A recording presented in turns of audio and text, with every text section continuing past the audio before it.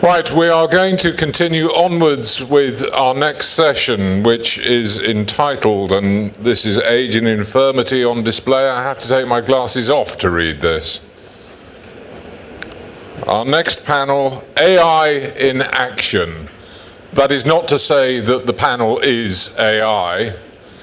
We are all still warm-blooded in the room, I hope. So AI in Action, pioneering the next wave of digital banking. And I would like to introduce as moderator for this session my colleague Chetan Parekh, Managing Partner, MENA FinTech Practice of Cedar Consulting. Take it away.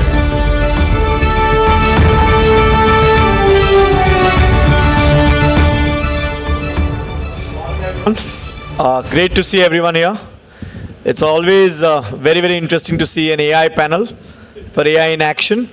So let me start with inviting my fellow panelists. I'll start with Abhijit Singh, Group Head of Banking as a Service, International and Digital Ecosystems at HDFC Bank.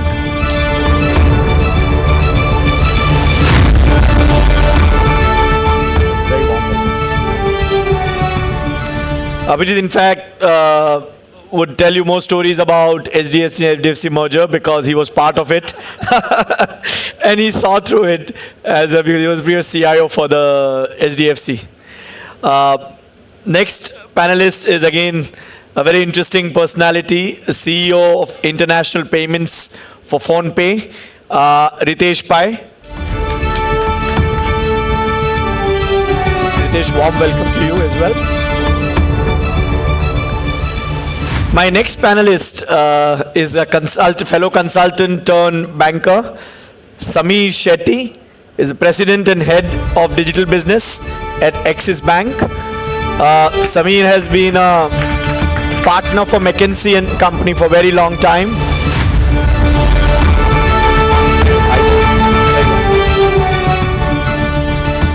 And no panel is complete without a FinTech.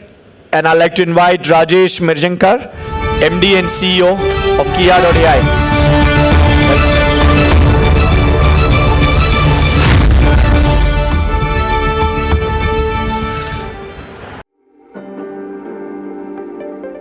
Thank you everyone for joining. Again, I'll start with an AI panel. As you all know, Gen AI is the next generation trend which has emerged. Right from Gartner to all the analysts are going gaga over it, and already a significant amount of investments globally tech companies are doing with Gen AI. So I think again we have to link AI to the way we do banking and digital banking and how further we can improve the customer experience. So when you look at driving your own bank's digital transformation, and Abhijit, I'll start with you. How do you see an AI improve the whole customer engagement, in personalizing the digital services? Because all of us know digital services needs to be personalized to create an emotional bond with the customer, because there is nobody to sell, it's only the device. Yeah. So if you can just say what AI can, and first of all, maybe introduce AI to all of us, because many of us just know AI out of a lot of public and analyst work, not really real life AI. No, sure. Thank you so much. AI seems to be the solution for every problem. Wherever you sit in any meeting, if you talk AI, it gives you a certain level of increase in your IQ level, or, gives a halo. It's become like that, So what I see AI is, human beings have been inventing a lot of tools. So we started, let's say, with the hammer, we started with the tractor or things like that. And then ultimately we have come on an evolution where we've got AI. Now, what's the difference between all these tools is that, the hammer did not have a mind of its own, that it started knocking on the nails and started making doors by itself, yeah? Or the tractor did not start on its own and said, I will, start going to this particular farmland and start tilling it. It never did like that, yeah? Now, AI is a very different tool which has a mind of its own, can process data, can come up with possible alternatives, can actually do many things. So it's actually gone beyond a tool and more become like an agent actually, which does many, many different things, yeah? Now, how it helps the banks, so if you look at it, I think Vinay pointed very nicely that many organizations throw people at problems, yeah. And what's the difference between a fintech and a normal bank is probably the fintech looks at throwing technology at a problem and trying to solve it, whereas traditional organizations will look at throwing people and trying to solve it. Yeah? So where I think where AI actually helps organizations, which are transforming from, let's say, so-called legacy or, because all the banks were anyway startups 25 years back. So they've now built a story. And at this time, what it helps us, as banks is that AI helps us go from a reactive to a proactive kind of a strategy. So all of us, if you look at every banking organization, largely, you saw in the first also titles also show that it's a very product-centric organization structure. So you'll have a transaction banking, then you'll have a SME, and some gentleman asked, supply chain finance is all across SME and MSME, but why your organization is called SME head, MSME head, and things like that. Yeah? So all our responses to customers are very product centric when you look at it. Yeah. Now AI actually helps you because you can't do product centric AI anymore. So you have to be customer centric. So it's really a very great horizontal capability which actually develops. So you move away from, a product centric organization to a customer centric organization if you get your AI initiatives right. So I see, the biggest benefit while, everybody talks about customer segmentation, hyper personalization and things like that. But the first building block is, moving to AI first helps you become customer centric. Then comes, the other benefits like, hyper personalization, customer segmentation, things like that. But all of it falls flat if you are just looking at a product-centric organization, not realizing that the guy who runs the MSME may also be having a credit card account with you, may also be doing savings or other products with you. So that's where I think, the AI is coming as a great leveler and a great tool for organizations like ours. And again, see, you have a very different perspective because you have a technocrat, you've also been an investor and guiding, you worked across globe, you worked in UK. So do you see adoption-wise AI different in what we see at India versus what you used to see in UK? Because AI has been around for years. It's not that it's come now. Yeah. So I think India, there is, my view may be very small and biased because I'm just looking at one or two examples and trying to generalize. And, our professor in college always said, don't look at one example and generalize. Yeah? So I do see that, there is a lot of effort being put on Gen AI, but, the Indians are very impatient for an outcome. So some places we do take shortcuts, so many of us don't have a unified data infrastructure on which AI can be built, which I see overseas actually some organizations, of course it takes time, they have got a unified data organization or data structures, then the silo-based organization they're trying to curtail. So the impact is very different when you look at it. So if you look at, some examples of, let's say, things like, yesterday only I was reading like Duolingo is actually using AI in a very different way where you can practice your other language. Let's say you want to learn French, you can practice French with somebody else who's AI-enabled agent who talks in French to you and you practice it. So there's a very different kind of maturity which is coming overseas. I think India will also catch up, because a lot of work is happening in this area. Let me move to another banker on the panel. And Samir, next question is to you. Now, see, technology at the end of the day gives you certain use cases. And that's bankers need to decide what they would do with it. And how sharp, as the first panel said, take it to the end customers. So when you look at AI and how the digital transformation strategies are supported with the help of AI, where do you see the efficiency across banking channels increasing significantly? And again, is there a way to increase adoption? Because as you know, technologies like blockchain and all failed because the adoption on a larger market didn't happen. So how do we avoid that kind of a pitfall for AI? Sure. Firstly, thanks for having me here. And thanks to all the audience for being here. I'm audible, right? Yep. So first, I would like to segregate AI and Gen AI. And AI has been around for donkey's years. Gen AI is, maybe a year and a half old. Year and a half old in the market. Obviously, they've been working on it for some time.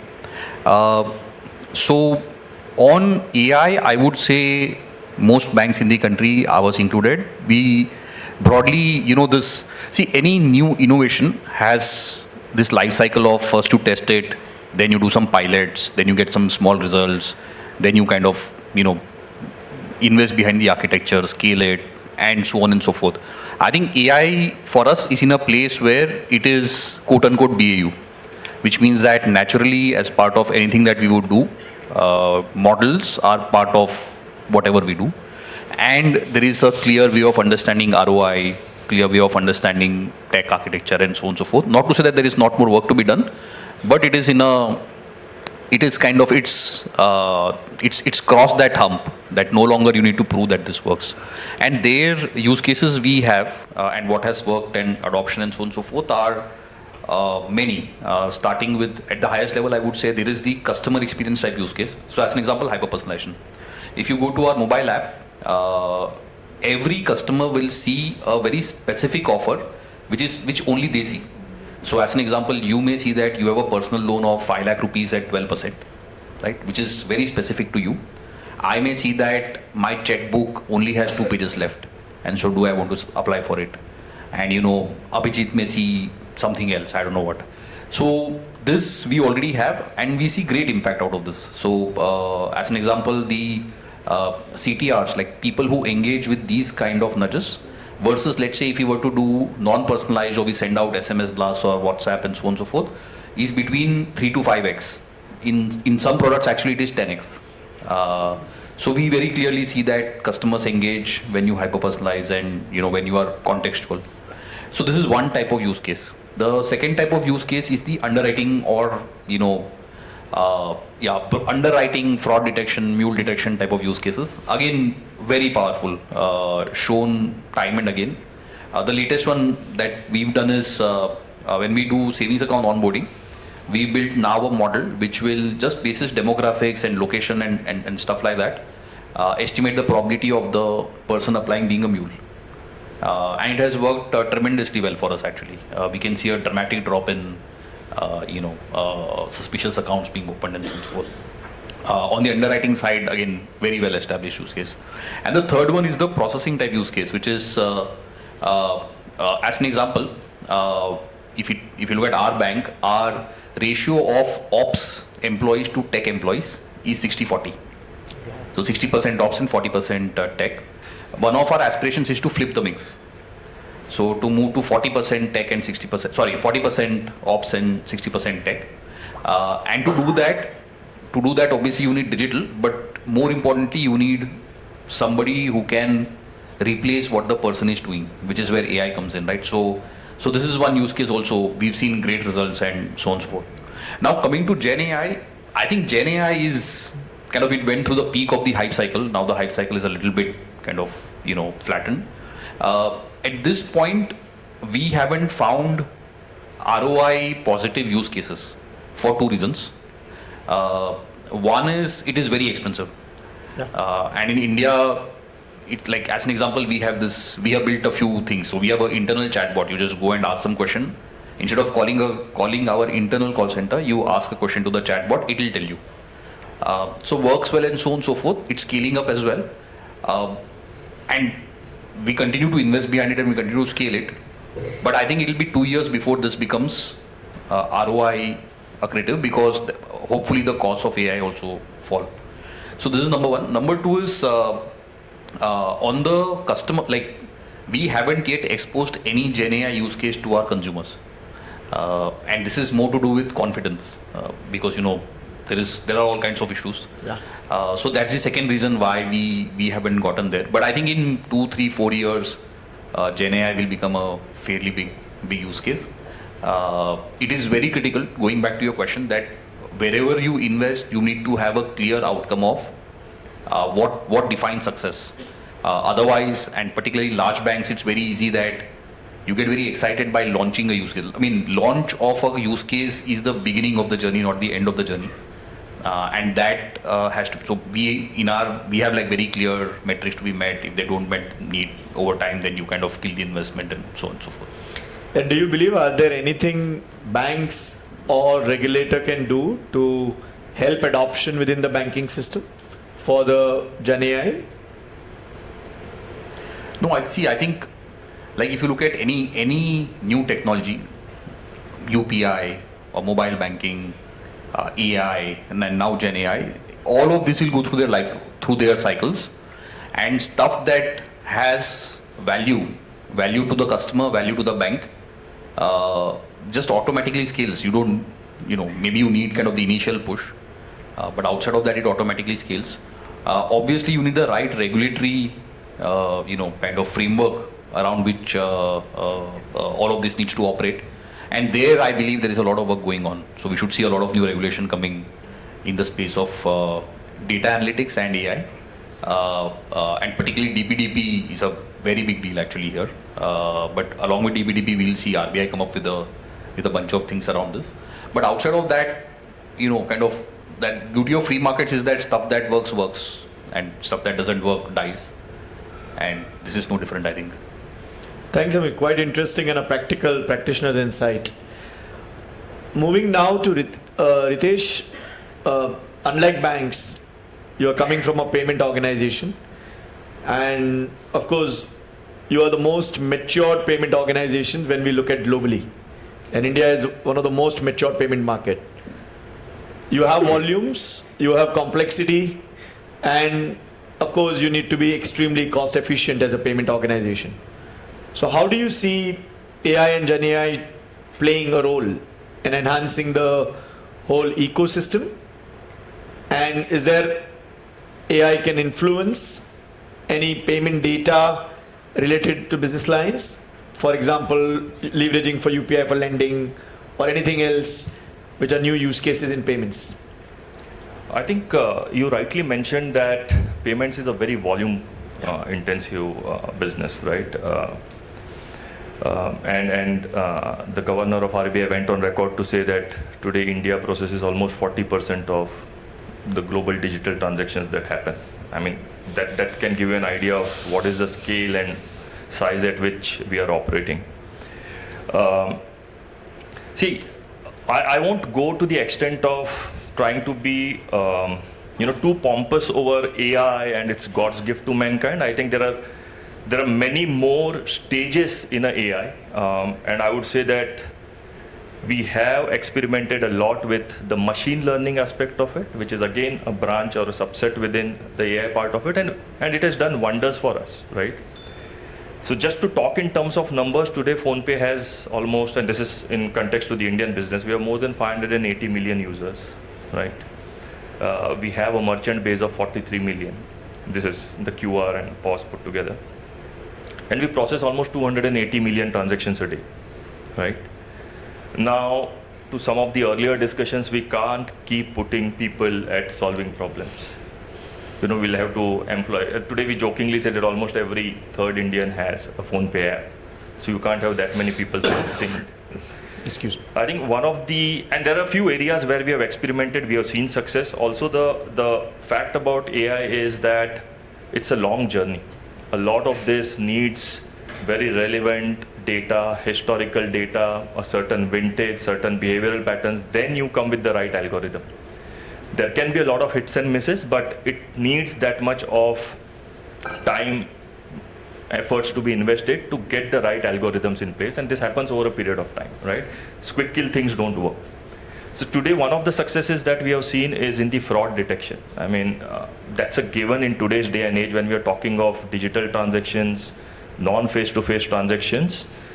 I guess it becomes our responsibility to give the customer the comfort that all these transactions are happening in a very safe and secure manner. So fraud detection, how much of safety nets we can put in the back end, ensure that these transactions have the necessary validations, and providing the customer the comfort. I mean, there have been studies which have provided insights like if suppose a person were to experience a false decline, 45% of the chances is that that person will not go ahead and complete the transaction, right? a similar instance, 42% of the people will not come back to that channel, be it an app or a website or, to complete that transaction. But that's the kind of, a mental block that gets created in absence of, giving the comfort around it. I think payment authentication is another area. Like I said, while we do have second factor authentications, etc., put in place, but what is it that can run in the back end and put additional checks and controls without compromising on the customer experience side of it? I think that's another area, right, where we have seen tremendous success. I think personalization, each customer is different. And when we are like having millions and millions of customers processing millions of transactions in a day, you will have to put in efforts towards a mass customization. That's the language that we use internally. The idea is, how can I understand certain behavioral aspects, certain spending patterns, and then come up with offers, rewards, loyalty programs for a customer, because we all know each customer is different, right? Fourth area is more around the transaction optimization. In today's day and age, when there are multiple methods of doing transactions, and India is actually spoiled for choices when it comes to the number of avenues we have, from making spends, right, from cards to internet to mobile to IMPS, UPI, NEFT. How do I optimize? I mean, it's a function of where do I get charged the highest fees, where could I get the best exchange rate, which could, what could be the option to give me the best success rate, which could be the best option to give me a better uptime. All these decisions have to be made in a split second, right? So that is a very, very critical part of creating the right experience for your customer. And last but not the least, I think the operational efficiencies, right? Again, another branch of AI which is more to do with the robotic process automations, as we call, because today when we talk of so many millions of transactions being processed, you'll have disputes, you will have chargebacks, you will have complaints, all of them coming in. How do I solve it?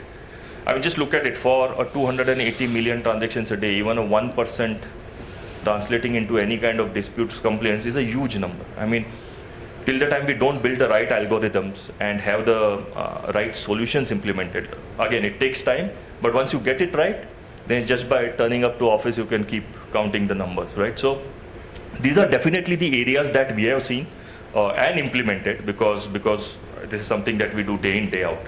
To your other point with regards to how the payments data can be leveraged, I think one of the things that we have clearly identified is it definitely helps in your credit scoring and risk assessment, right?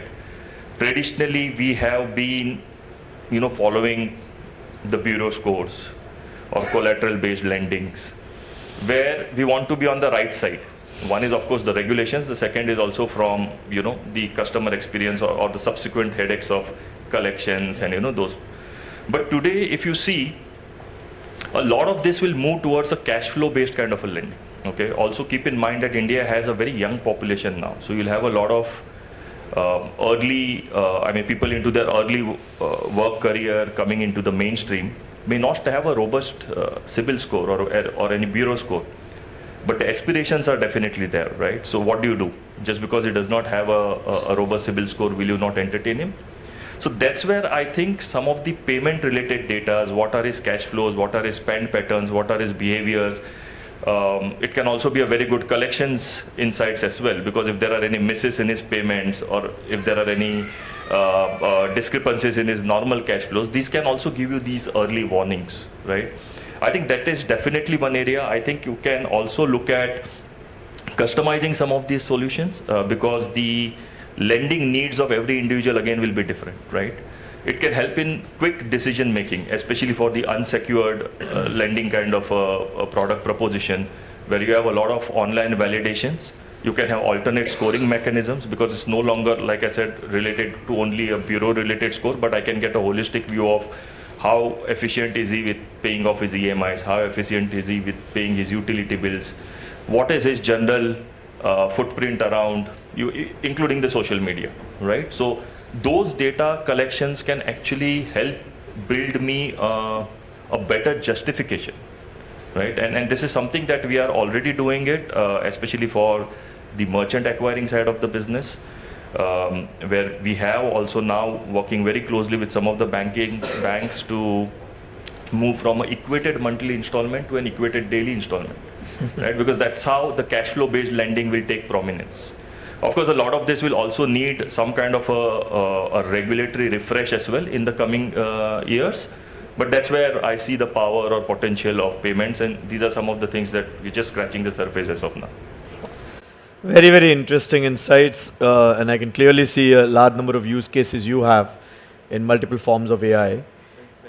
Sure. So I think one of the things which I feel can be done, and some places we are trying to do it, is that, see, most of the people have more than one bank account. So if banks only depend on their own data, you don't get a full picture of what the customer is. And many times our customers are actually transacting more on PhonePe as an app. So what we're also looking at some use cases where actually the data of what they do on PhonePe versus, let's say having an HDFC bank account, how beneficial is this partnership to us? And this also talks of other UPI apps as well. And you get such a different picture that, you see what's the basic qualifying criteria, and you see, hey, this guy is so good and we are not able to do banking with him. How can we actually get him to us? Or there could be some examples of vice versa, that he has a PhonePe account but not doing so much on PhonePe but doing a lot on the bank. What's giving him this kind of behavior? So there's lots that we can learn from mutual collaboration. Absolutely. So the ecosystem play, and especially bank and fintech, can clearly provide an edge. Rajesh, you've been hearing silently all the bankers and their challenges and how they plan to leverage and where they see an ROI and not an ROI. When you look at AI, given that you are a torchbearer when it comes to AI and the new generation technology, your firm's name also says Kiya.ai. I think if you can explain us the innovations you and your team are working on, and should bank really revisit the tech stack they run today in light of Gen AI changes which is coming in? So I think AI as a word is also transformational, and I can give you one example that's worked for us partly. The fact that we've been Infrasoft Technologies for 3 decades now and built banking solutions across the board from front, mid to back office. And we've been using AI for close to now, I think, 2 decades. In some form or the other, in terms of anti-money laundering technology, anti-fraud, etc. But I would still get asked the question after 2 decades saying, AI mein kya karte ho?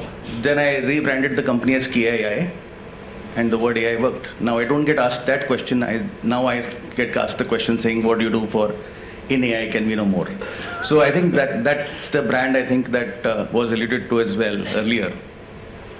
It's another important part that we've looked at how AI has progressed across the board, and the important question that a lot of them ask saying, how does the regulator now respond to AI?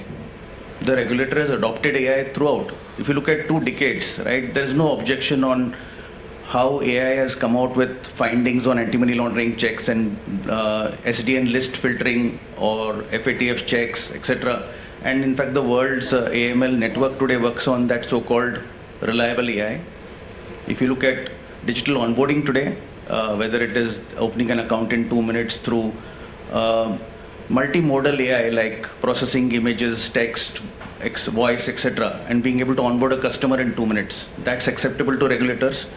If you look at the aspect of fraud detection that Ritesh talked about, that is the core engine now that's driving the whole huge volumes of billions of transactions under UPI to say that yes, we are finding ways to tackle mule accounts, we are finding ways to tackle others. So I think AI in a way has been accepted. It's about saying how do you respond to that change happening at multi-dimensions, and I'll give you a perspective there. AI is going to definitely change the way business is being done. Let's just look at one other generation of how things worked. When we say mobile commerce, and it's changed the way, PhonePe as an immense organization driven by phone commerce and UPI as a model, etc., came in through what was the mobile phone revolution, started about 14 years ago. And it took about 8 years for acceptance of that. Now, we've driven mobile commerce, we call it mobile commerce, but if you look at it, what's changed in banks today? They have the need for a faster processing core banking engine to respond to that mobile, right? So the mobile commerce is not accepted by banks. They have apps, yes, but the app is being used by the client. So we've got to rethink about saying what happens when we say artificial intelligence used by clients. So it is not going to be the bank's AI that the customer uses necessarily. The bank's AI is to make themselves more efficient and deal with that. The AI that the customer will use will initiate the need for banks to adopt something like a quick commerce model like Blinkit to say, I have a need to do something. Are you going to offer to me now? I have a need to do something. I can't wait for the 2 days of assessment of forms, etc., and your main processes. These are some things that AI can resolve for banks. I think the ability to churn and analyze large volumes of data and bring in some element of sort of proof of evidence will come through. You spoke about the failure of blockchain technology, and I think somewhere a resurrection of sort of hope for those blockchain enthusiasts is the aspect that tokenization can probably bring about some resurrection there. Yeah.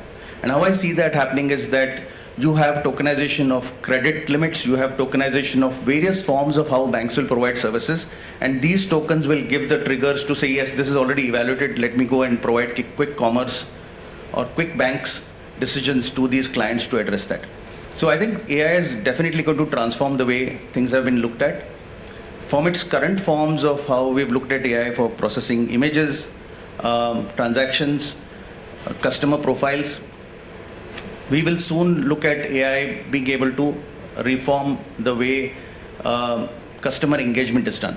I think generative AI, as Samir mentioned as well, is quite expensive today in terms of how you use that, and ROI is a big question today. I have that question to say that, what is the price of a chatbot that has Excel sheet in the back end pretending to be AI versus a chatbot that has got Gen AI and being driven by a model somewhere in the cloud, and what's the cost per transaction, per query? It is a question to be asked. I think as chips gets cheaper and AI is across the board, that will improve. But I think one of the things how we've implemented AI is that from a generative AI perspective, we are looking at open source models. I wouldn't say that we would go in for the commercial models necessarily, because the whole focus is not to look at saying what language will my customer like from, a ChatGPT instance or something like that. It is more importantly to say what is my focus to build a business language model, not a large language model necessarily, something that is SLM, that can indicate my banking language to put across my product the best. Because the rest of it the customer understands. The rest of those tools are with the customer. And they can now read through what is a ChatGPT conversation versus what is a normal intelligent conversation that a bank can engage. And that's our focus in the way we create solutions for banks to provide AI solutions to the clients. It's very, very pragmatic advice, I would say, coming from a leader. Again, we are where we are, and Gen AI outcome will be out in next couple of years once technology moves forward, matures, and cost becomes more optimum. But if you have to look next 5 years as a panel, and you have to say one trend which banks will have to be preparing, its digital transformation, and needs to be prepared for, what would that be, and what should bank do about it? I'll start with, again, Abhijit, you. If you can give a perspective, one trend. So I took the liberty of reframing your question and said, what is one trend I want as a customer? Okay. And a banker, so okay. See, one thing which I really think is, which will help us is, with all this AI and all, why can't, the internet banking or this one understand that I am the same person logging through my computer? So I would really want somewhere invisible authentication, where they understand who I am, and if this can be extended to other sites where you're tired to prove कि इसमें traffic signal कहाँ है, click, it should be something the other way around. At this day and age, it's all looking slightly out of place. I think that's one thing which I would really want. And as a banker, if you could have complete digitized RegTech framework that you just put your data or something and see whether you're compliant or not, if it can get to that kind of maths, it would be wonderful for us. So invisible authentication it is, and I hope people are listening. Moving to Ritesh, what you would see as a one trend? I would say, again, it's slightly wishful thinking, but I would definitely like to see a situation where banking as a business truly gets democratized, right? And to give you an example, we've seen what UPI has done to payments, right? Today I can have an app pertaining to one company, link a bank account, send money to any account. I think open banking or neo banking, I mean, there is multiple terms that float around. I think at some point of time, again, subject to a regulations refresh that is required for launching a lot of these solutions, I think that should be the power of AI, where you can truly democratize banking, just like how payments has been democratized. I can pick and choose which service I want from which financial entity, irrespective of whether I have,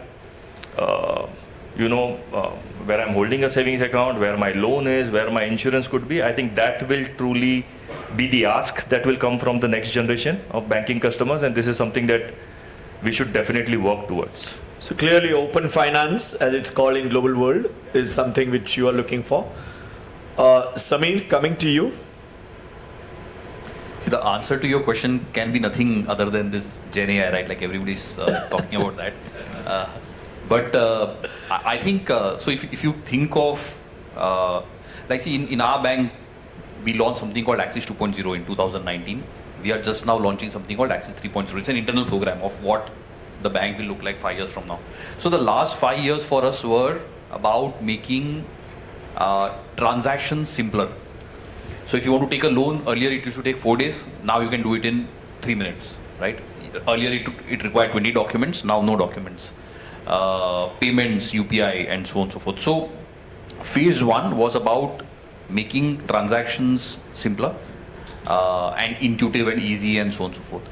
I think phase 2, our aspiration, I don't know where we'll get to, is that we would like to move from being a transaction partner to being a financial services partner, which is today the customer comes onto our digital platforms to very easily make a payment or to very easily open an FD or very easily take a loan. We want 5 years from now the customer to come and say, I log into the app because it's valuable. It tells me that, I can save 100 rupees here, or that I could have gotten more returns by doing 3 other things here, or that it saved me a headache because something would have happened but the app told me that you need to do X so that something else doesn't happen, and so on and so forth. So, and this, I think the power of digital data, Gen AI all coming together could get us to a place where this happens. So a couple of examples, right? I'm sorry, I'm speaking a lot, but just to kind of exemplify. The first one is, for you, by the way, 5 years from now when you do this panel, very likely you will have your AI, I will have my AI. The two of these would have spoken before we come here, and they would have told you what questions to ask, and my AI will tell me what answer to give.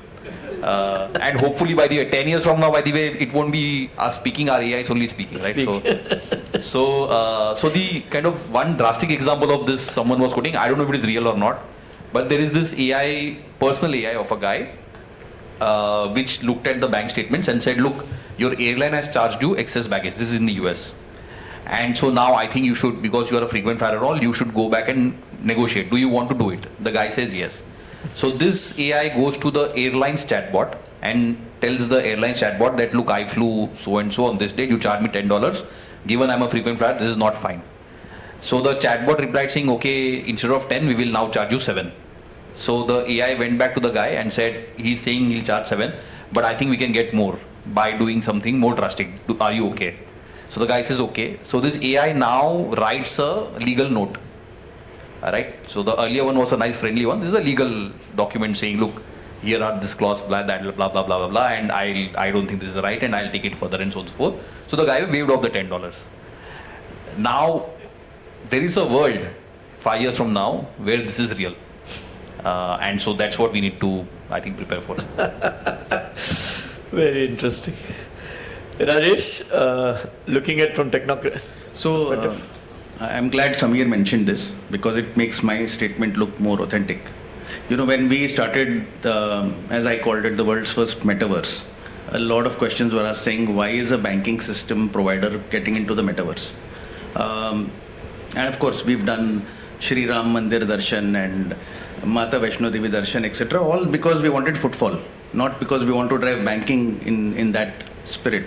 But importantly, if we look at the way we perceive banking to happen is that same room that Samir is alluding to. Is that what we see as the metaverse is not necessarily wearing those 3D glasses and sitting there looking like geeks. It is importantly having a virtual room per customer for a specific conversation which is confidential. And it has to be tokenized. It has to be something that is specific to that room, remains confidential, that I can have it as with an ultra net worth, high worth HNI individual, or I can have it with a business, or I can have it with a retail customer.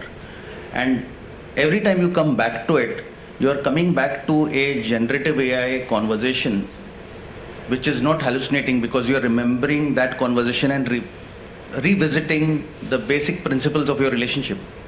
And that's how we came out with the concept of metaverse, which said that you'll have personal rooms, and guess what? You'll have infinite of those because that's the number of sessions you want to have. So it's not log in, log out. So I'm very glad that, I can summarize what Abhijit mentioned earlier about automatic authentication, right? Because this room will already know what has to be discussed and all of that. I'm happy that Samir spoke about it, saying that you will remember. That's exactly the vision of metaverse that we set out, where I think this will be a trend that artificial intelligence will talk to artificial intelligence, just like mobile commerce was driven by customers' mobile devices talking to your bank's backend.